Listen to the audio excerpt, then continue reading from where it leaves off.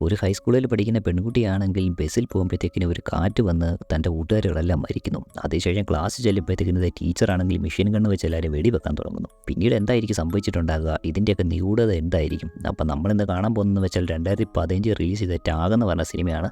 അപ്പം നമുക്ക് നേരെ വീഡിയോയിലേക്ക് പോകാം. ഈ സിനിമ തുടങ്ങുമ്പോൾ നമ്മളെ കാണിക്കുന്നത് കുറച്ച് സ്കൂളിലെ പെൺകുട്ടികളുമായിട്ട് 2 ബസ് കാട്ടിൽ കൂടെ പോകുന്നതായിരുന്നു. അതിൻ്റെ അകത്ത് പെൺകുട്ടികളെല്ലാം അങ്ങോട്ടും ഇങ്ങോട്ടും സംസാരിച്ച് ശരിക്കും എൻജോയ് ചെയ്തുകൊണ്ടിരിക്കും. എന്നാൽ മിറ്റ്സിക്കോ എന്ന പേരുള്ള ഒരു പെൺകുട്ടി മാത്രം അവിടെ കവിത എഴുതിക്കൊണ്ടിരിക്കും. അന്നേരമാണ് അവളുടെ കൂട്ടുകാരികൾ അവരുടെ കൂട്ടത്തിൽ എൻജോയ് ചെയ്യാൻ പറഞ്ഞ അവളെ പേന തട്ടി താഴെ ഇടുന്നത്.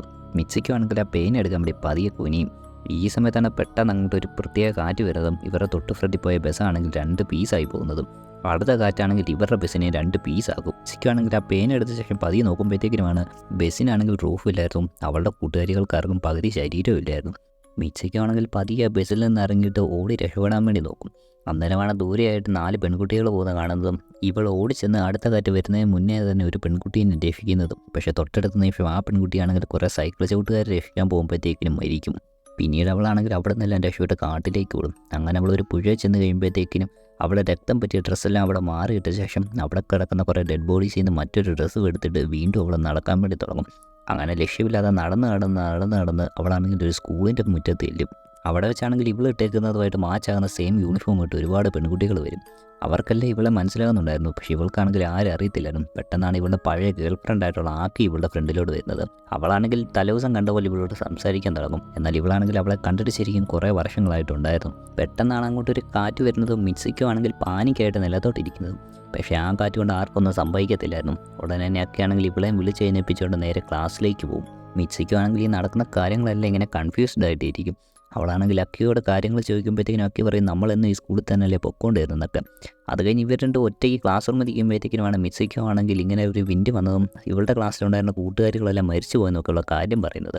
അന്നേരമാണ് അക്കിയാണെങ്കിൽ ഇവളെ നിർബന്ധിച്ച് ജനലിൽ അങ്ങോട്ട് കൊണ്ടുപോയിട്ട് ആ കാറ്റിൻ്റെ ദിശയ്ക്ക് നേരെ നിൽക്കാൻ പറയുന്നത്. അങ്ങനെ കാറ്റ് വരുമ്പോഴത്തേക്കിനും മിറ്റ്സിക്കോയ്ക്കൊന്നും പറ്റുന്നില്ലായിരുന്നു. അന്നേരം അക്കി പറയും ഇതൊക്കെ ഇവളുടെ തോന്നലായിരിക്കും, അല്ലെങ്കിൽ രാവിലെ എന്തെങ്കിലും ലൂസിഡ് ഡ്രീം കണ്ടിട്ടുണ്ടായിരിക്കുമെന്ന്. പിന്നീട് അക്കിയാണെങ്കിൽ മിറ്റ്സിക്കോനെ വിളിച്ചുകൊണ്ട് അവരുടെ ഗാങ് ആയിട്ടുള്ള 4 ഗേൾസിനെയും കൂട്ടിക്കൊണ്ട് നേരെ കാട്ടിലേക്ക് പോകും. ക്ലാസ് കട്ട് ചെയ്ത് പോയേക്കാന്ന് പറഞ്ഞ്. മിറ്റ്സിക്കോടെ രാവിലത്തെ മൂടെല്ലാം മാറിയിട്ടുണ്ടായിരുന്നു. അതെല്ലാം സ്വപ്നമാണെന്ന് വിചാരിച്ചുകൊണ്ട് ഇവളാണെങ്കിൽ ശരിക്കും ഫ്രണ്ട്സിൻ്റെ കൂടെ എൻജോയ് ചെയ്ത് വന്നുകൊണ്ടിരിക്കും. അന്നേരമാണ് പെട്ടെന്ന് നിലത്താണെങ്കിൽ ഒരു തലകണയും പായം കിടക്കുന്ന കാണുന്നത്. അങ്ങനെ ഈ ഗേൾസ് ആണെങ്കിൽ അങ്ങോട്ടും ഇങ്ങോട്ടും തലകണ എടുത്ത് എറിഞ്ഞ് കളിച്ചുകൊണ്ടിരിക്കും. ഉടനെയാണ് മിറ്റ്സിക്കോ ശ്രദ്ധിക്കുന്നത് തൊട്ട് മുകളിലായിട്ട് ഒരു ലെസ്ബിയൻ കപ്പിൾസ് ആണെങ്കിൽ ഇവരെ നോക്കി നിൽക്കുന്നത്. അങ്ങനെ ഈ തലകണയും പായൊക്കെ അവരുടെ ആയിരിക്കും ഓർത്ത് ഇവളാണെങ്കിൽ നിൽക്കുമ്പോഴത്തേക്കിനും പെട്ടെന്ന് ഇവളുടെ ശ്രദ്ധ തിരിയുന്ന സമയം നോക്കി അവരെ ആണെങ്കിൽ അങ്ങ് കാണാതെ പോകും. ഇവരിങ്ങനെ തലകണ അടിച്ച് കളിച്ചുകൊണ്ട് തന്നെ അവിടെ എല്ലാം കുറേ തൂവൽ വീണിട്ടുണ്ടായിരുന്നു. അന്നേരമാണ് ഇവരുടെ കൂട്ടത്തിലൊരു പെൺകുട്ടിയാണെങ്കിൽ ഒരു തൂവലെടുത്ത് നിലത്തോട്ടിട്ടിട്ട് പറയുന്നത് നമ്മുടെ ഈ റിയാലിറ്റി ചേഞ്ച് ആകണമെങ്കിൽ ശരിക്കും അൺഎക്സ്പെക്റ്റഡ് ആയിട്ട് എന്തെങ്കിലും ചെയ്താൽ മാത്രമേ പറ്റത്തുള്ളൂ.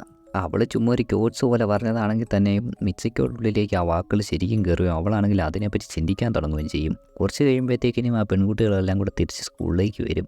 വലിയ ക്ലാസ്സിലേക്ക് ചെന്നിരുന്ന ടീച്ചർ വരാൻ വേണ്ടി വെയിറ്റ് ചെയ്യും. അന്നേരമാണ് മെക്സിക്കോ നോക്കുമ്പോഴേക്കും നിലത്ത് ഒരു തലകണ കിടക്കുന്ന കാണുന്നത്. അവളാണെങ്കിൽ അത് എടുക്കാൻ കുനിയുന്ന സമയം നോക്കി പെട്ടെന്ന് ടീച്ചറാണെങ്കിൽ അവിടെയുള്ള എല്ലാവരെയും വിഷയം കണ്ണ് വെച്ച് വെടിവെക്കും. എന്നിട്ട് പറയും ക്ലാസ് കട്ട് ചെയ്തുള്ള ശിക്ഷയായതെന്ന്. അത് കഴിഞ്ഞ് അവരാണെങ്കിൽ മിറ്റ്സിക്കോനെ കൊല്ലാൻ തുടങ്ങുമ്പോഴത്തേക്കിനുമാണ് അവളുടെ മറ്റ് 2 കൂട്ടുകാരികൾ വന്ന് മിറ്റ്സിക്കോയെയും വിളിച്ചുകൊണ്ട് വെളിയിലേക്ക് ഓടുന്നത്.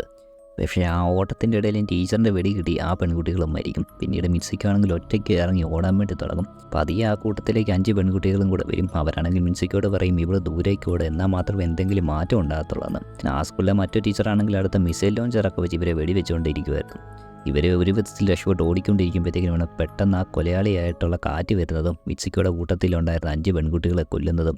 പിന്നീട് മിറ്റ്സിക്കോയെ ആണെങ്കിൽ ആ കാറ്റ് ഓടിച്ചുകൊണ്ടിരിക്കും. അവളാണെങ്കിൽ ജീവൻ രക്ഷിക്കാൻ വേണ്ടി ഓടി ഒരു ടൗണിലേക്ക് ചെല്ലും. ഈ സിറ്റിയിലാണെങ്കിൽ ഒരുപാട് ആളുകളുള്ള ഒരു സിറ്റിയായിരുന്നു. അവരാണെങ്കിൽ ഇതൊന്നും അറിയാതിരിക്കുമായിരുന്നു. മിറ്റ്സിക്കോ ആണെങ്കിൽ അവരെല്ലാം തള്ളിയിട്ട് ഓടി ഒരു പോലീസ് സ്റ്റേഷൻ്റെ അവിടെ ചെന്നിട്ട് ആ ലേഡി പോലീസിനെ വിളിച്ചിട്ട് അങ്ങോട്ട് ചൂണ്ടിക്കാണിച്ചുകൊണ്ടേയിരിക്കും. അണയ്ക്കുന്നതുകൊണ്ടൊന്നും സംസാരിക്കാൻ തന്നെ പറ്റുന്നില്ലായിരുന്നു. അന്നേരമാണ് ആ ലേഡി പോലീസ് ഇവളെ കയറി കേൾക്കുമോ എന്ന് വിളിക്കുന്നത്. അത് കഴിഞ്ഞ് ഇവളെയാണെങ്കിൽ അകത്തോട്ട് കയറ്റിയിരുത്തും. അന്നേരമാണ് മിറ്റ്സിക്കോ അവിടെ ഉള്ളൊരു കണ്ണാടി നോക്കുമ്പോഴത്തേക്കിനും അവളാണെങ്കിൽ മറ്റൊരു സ്ത്രീയായിട്ട് തന്നെ മാറിയിട്ടുണ്ടായിരുന്നു. അങ്ങനെ പോലീസുകാരിയാണെങ്കിൽ ഇവളോട് ഇന്നല്ലേ കല്യാണം, ഇവള് കൊണ്ടുവിട്ടേക്കാന്ന് പറഞ്ഞ് കേക്കോനെ വിളിച്ചുകൊണ്ട് കാറിലേക്ക് കയറും.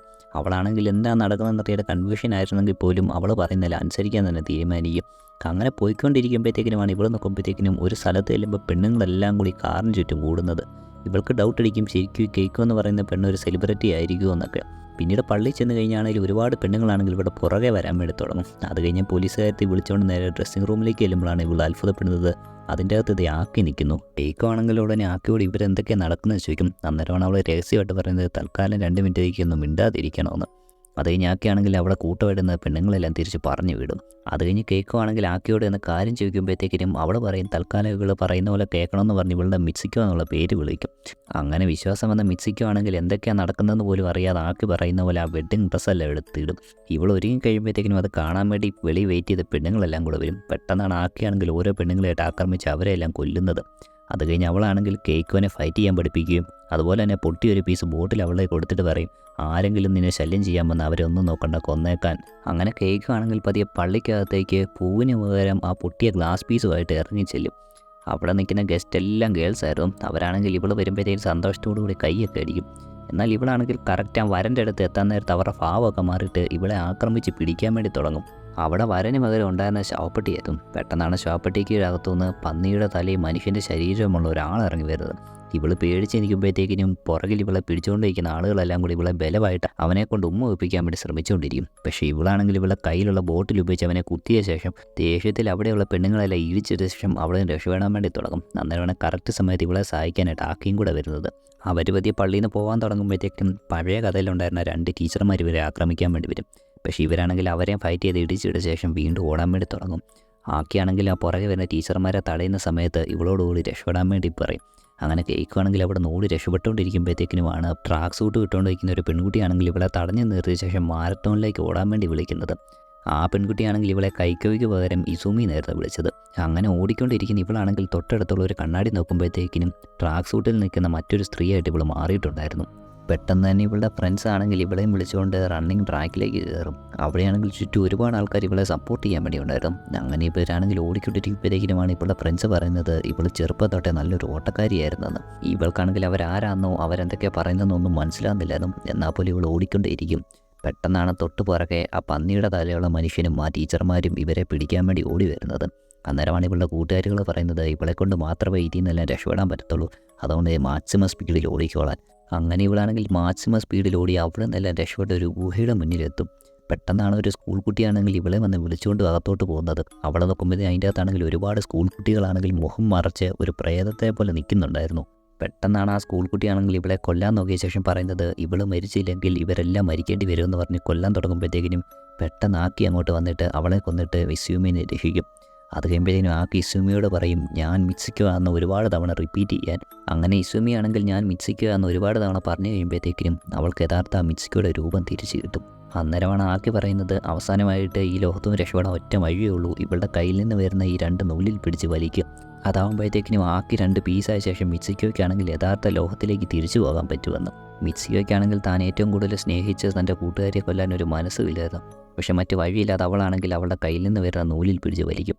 അങ്ങനെ ആക്കിയാണെങ്കിൽ 2 പീസാകുകയും അതിൻ്റെ തൊട്ട് പുറകിലായിട്ട് ഇവൾക്ക് യഥാർത്ഥ ലോകത്തിലേക്കുള്ള ഡോർ ഓപ്പൺ ആവുകയും ചെയ്യും. അങ്ങനെ അവളെ കഥക് തുറന്ന് ചെല്ലുമ്പോഴത്തേക്കിനും ഒരു റെസ്റ്റോറൻറ്റിൻ്റെ അകത്തായിരുന്നു. അന്നേരമാണ് നമ്മളെ ഈ സിനിമയിൽ തന്നെ ആദ്യത്തെ മെയിൽ ക്യാരക്ടേഴ്സിനെ കാണിക്കുന്നത്. പിന്നീട് അവൾ കഥക് തുറന്ന് പുറത്തേക്ക് ചെല്ലുമ്പോഴത്തേക്കിനും 2 വൃത്തികെട്ടവന്മാരാണെങ്കിൽ ഇവളുടെയും ഇസുമിയുടെയും കൈക്കൂടെയും പടവുള്ള പോസ്റ്ററിലേക്ക് നോക്കി നിൽക്കുന്ന കാണും. അപ്പോഴാണ് ഇവൾക്ക് പിടികിട്ടുന്നത് അവളിപ്പോൾ ഉള്ളതെന്ന് വെച്ചാൽ ആണുങ്ങളുടെ മാത്രം ഒരു ലോകത്താണെന്നും അവിടെ ആണുങ്ങളാണെങ്കിൽ വയലൻറ്റ് 3D ഗെയിമായിട്ടുള്ള ടാഗ് എന്ന് പറഞ്ഞിട്ട് ഗെയിം കളിച്ചുകൊണ്ടിരിക്കുകയാണെന്നും ആ ഗെയിമിലെ കൺട്രോൾ ചെയ്യാൻ പറ്റിയ 3 ക്യാരക്ടർ എന്ന് പറഞ്ഞാൽ മെക്സിക്കോയും ഇസൂക്കിയും കെയ്ക്കോയും ആയിരുന്നു. അത് 3 ഇവള് തന്നെയായിരുന്നു. അന്നേരമാണ് അവിടെ നിന്ന് ഒരാളാണെങ്കിൽ ഇവളെ തിരിച്ചറിയുകയും ഇവളോട് വന്നിട്ട് ഇപ്പോൾ ഇവൾ ഫ്യൂച്ചറിലുള്ളതെന്ന് പറയുന്നതും. പെട്ടെന്ന് ഇവളാണെങ്കിൽ തല ഇറങ്ങി താഴെ വീഴും.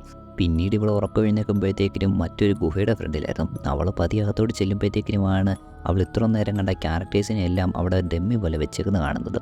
പിന്നീട് അവൾ പ്രായമായ ഒരാളുടെ അടുത്തേലും അവനാണെങ്കിൽ ഇവൾ ഇത്ര നേരം കണ്ടുവന്ന ഗെയിം കളിച്ചുകൊണ്ടിരിക്കുമായിരുന്നു.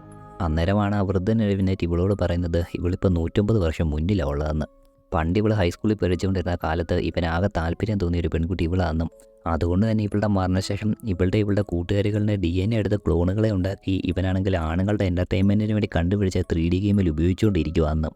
അന്നേരമാണ് പെട്ടെന്ന് ഈ പ്രായമായവൻ്റെ തന്നെ യങ്ങർ വേർഷൻ അങ്ങോട്ട് വന്നിട്ട് കട്ടിലയിലോട്ട് കിടക്കുന്നത്. അന്നേരമാണ് വൃദ്ധൻ പറയുന്നത് ഗെയിമിൻ്റെ അവസാന ഘട്ടമാണെന്നും ഇവളാണെങ്കിൽ അവൻ്റെ കൂട്ടത്തിൽ പോയി കിടക്കണമെന്നും. എന്നാൽ അവളാണെങ്കിൽ ആദ്യം പോയ ശേഷമാണ് പെട്ടെന്ന് ഇവളുടെ കൂട്ടുകാരി പറഞ്ഞ് ഓർക്കുന്നത് എന്തെങ്കിലും അൺഎക്സ്പെക്റ്റഡ് ആയിട്ട് ചെയ്താൽ മാത്രമേ ഗെയിമിൽ നിന്ന് രക്ഷപ്പെടാൻ പറ്റത്തുള്ളൂ. അങ്ങനെ അവളാണെങ്കിൽ പെട്ടെന്ന് കയറി അവനെ ആക്രമിക്കാൻ വേണ്ടി തുടങ്ങും.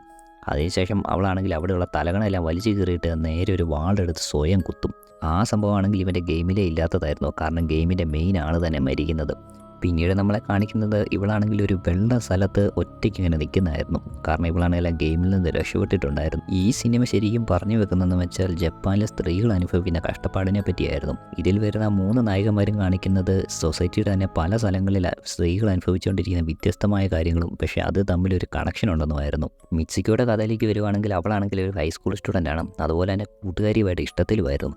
അതുകൊണ്ടാണ് നമ്മളെ കാണിന് നടുക്കായിട്ട് ഒരു തലകണയും പായം കിടക്കുന്ന കാണിക്കുന്നത്. കാരണം എങ്ങനെയാണ് ഒരു സൊസൈറ്റി ലെസ്ബിയനായിട്ടുള്ള സ്ത്രീകളെ ഒറ്റപ്പെടുത്തുന്നെന്നുള്ളത്. രണ്ടാമത് കേക്കോടെ അടുത്തേക്ക് വരുവാണെങ്കിൽ അവളാണെങ്കിൽ നിർബന്ധപൂർവ്വം ഒരു പരിചയമില്ലാത്ത ഒരാളെ കെട്ടേണ്ടി വരുന്ന ഒരു സ്ത്രീയുടെ സിമ്പലാണ്.